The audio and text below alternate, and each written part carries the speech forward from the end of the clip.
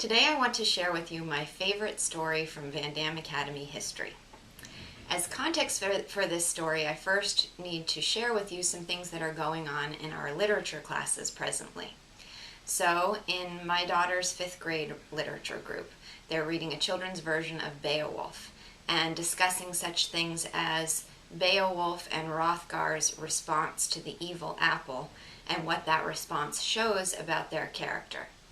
In the 7th and 8th grade class, they're reading The Hunchback of Notre Dame and discussing, for example, the chapter title, Three Hearts Made Differently, and the distinction between Phoebus, Claude Frollo, and Quasimodo's response to the hanging of Esmeralda and what it indicates about their fundamental characters. In the 6th, 7th grade class, they're reading An Enemy of the People, and they just read the climactic scene and had a discussion about what it shows about Dr. Stockman and why he is a perfect embodiment of the virtue of independence. So these are the sorts of discussions going on in our literature classes presently.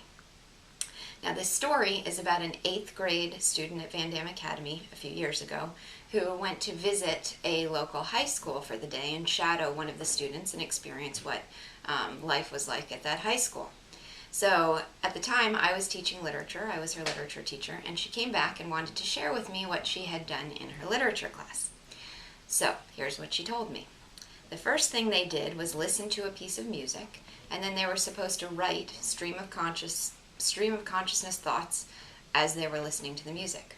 No explanation of the purpose of this exercise, no direction given to them, just write whatever thoughts flood your mind.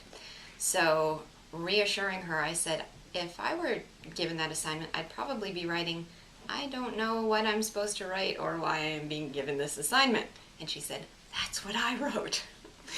Second thing she was asked to do was to draw a trash can and draw a heart on a piece of paper.